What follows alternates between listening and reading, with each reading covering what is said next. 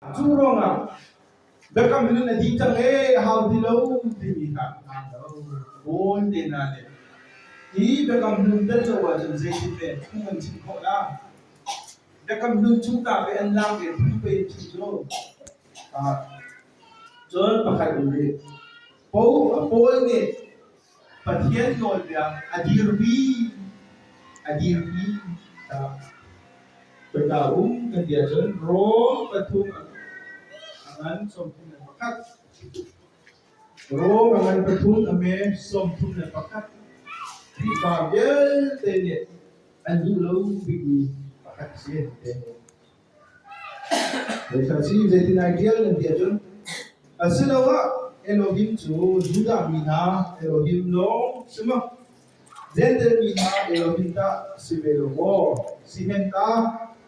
Elohim chú bắt bay si chú Judah min chú an giúp na phong linh ama he chun arem ter na la i Zender ni zong chú an giúp na phong in si thiam thiam ve ko lai chú thi kan ti ka chun Lord dia kha giúp na in kan thot di na smo si rim sin na kan dir thak le lam si na Judah long ni mo Lord yan juna Jesus Christ juna selaw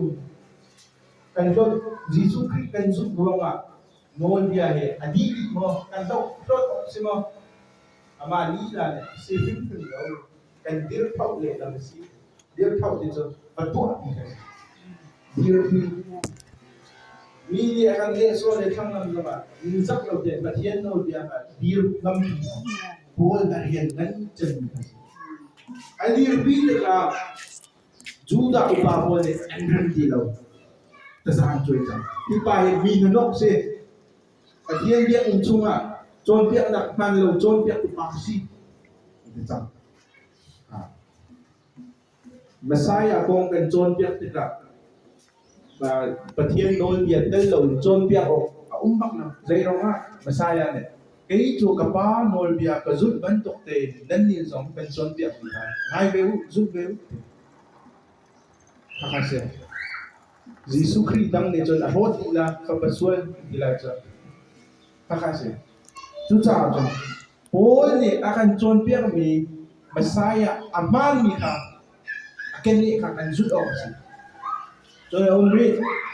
phải làm sao tiền được cả bốn này tôi ra ninh lố in mi chọn việc nào bốn này bắt thiên nôi bia lố in mi chọn việc nào bắt thiên nôi bia leng lên chọn việc bao lâu thì giúp đi cho mình đúng sao trong nôi bia mình đúng ami nào chọn việc bao lâu ta thế cả lâm cái tu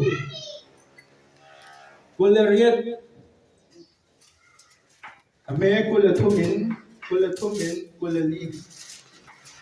Ôi nè minung ser trong mi nol bia trong biak na lo. Pathian nol bia lo in chun trong biak zai hat ti zai ti la. Minung ser trong mi trong biak lo. Bia la